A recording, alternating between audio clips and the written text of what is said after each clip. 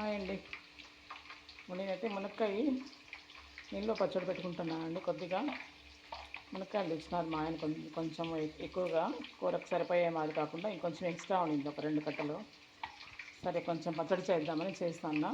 ఇంకోండి ఈ సైజ్ అయితే కట్ చేసి కడిగి ఆరబెట్టుకుని వేస్తాను, బాగా తడి లేకుండా. మళ్ళీ ఇంకోండి ఇట్లా మనం దీన్ని పేల్చుకుని వేస్తాము. ఆయిల్లో డీప్ ఫ్రై చేసుకోవాలి బాగా.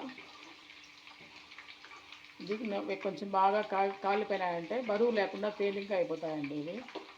అదే మనకి అది కాలినాయి, కొంచెం బాగా వేగినాయి అని గుర్తు మనకి.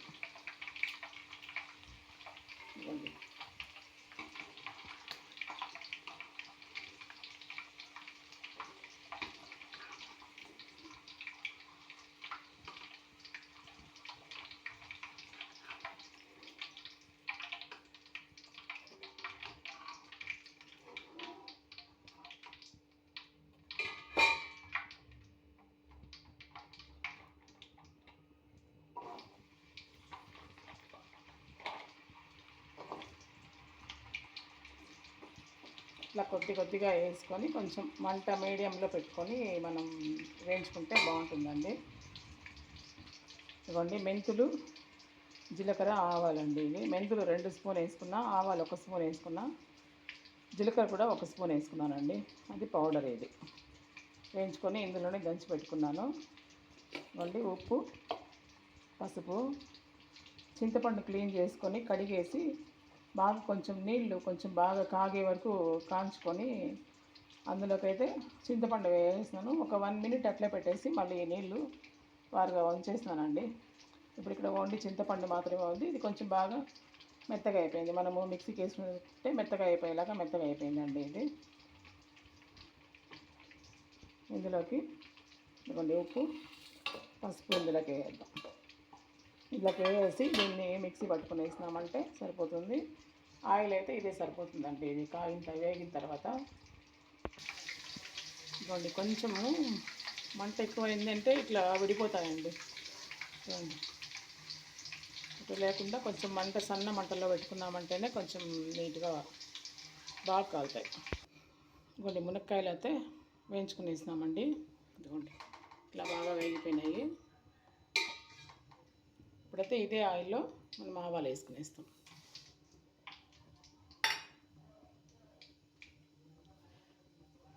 అంతే అండి. ఆవాలు చిట్లిపోతే నూనె బాగా చల్లగా ఆరిపోయిన తర్వాత మళ్ళీ మనం ఈ చింతపండు, ఈ పౌడరు, ఈ మునక్కాయలు అన్నీ వేసి కలుపుకోవడమే అండి. దాంట్లోకి కారం ఇవి వేసి కలుపుకోవాలి. అంటే ఆయిల్ మాత్రం బాగా చల్లగా అయిపోవాలండి.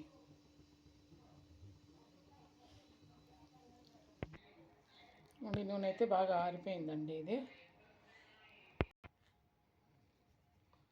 దీనిలోకి కారం అండి.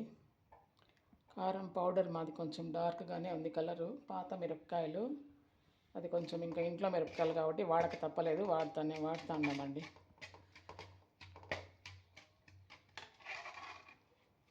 ఇంకోండి పౌడర్, మనము మెంతి పొడి అది వేసుకున్నాం కదా, ఆ పౌడర్. మెంతులు, జీలకర్ర, ఆవాలు.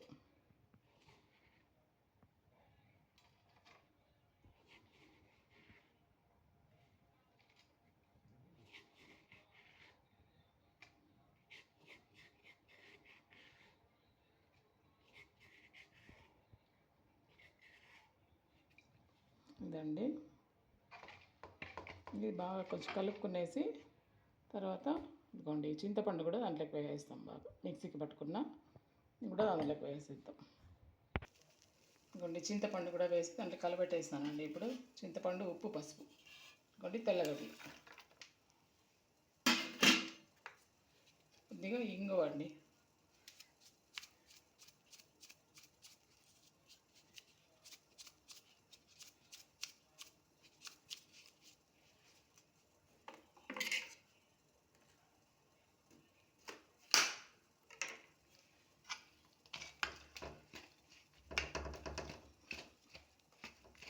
ఇది బాగా కలబెట్టేసిన తర్వాత ఇదిగోండి మునక్కాయలు వేసి కలుపుకునేస్తాం. ఇది బాగా కలుపుకునేసినాను. మునక్కాయలు వేసుకున్నాను. ఇట్లా కొంచెం బాగా వేగిందంటే ఆయిల్లో బాగుంటుందండి మునక్కాయ. మనం పచ్చిగా వేసినప్పుడు బాగా కాయ బరువుగా ఉంటుంది. వేగిపోయిన తర్వాత కొంచెం బాగా తేలిక పడిపోతుంది కాయ. అప్పుడు తీయేసినామంటే బాగుంటుంది.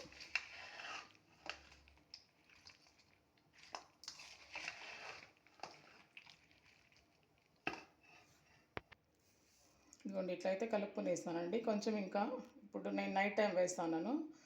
కొంచెం తెల్లవారికి కొంచెం బాగా ముక్క ఊరి కొంచెం ఆయిల్ బాగా పైకి వచ్చేస్తుందండి. మన మళ్ళీ దాంట్లోకి వేరే దాంట్లోకి షిఫ్ట్ చేసుకొని పెట్టుకుంటే బాగుంటుందండి.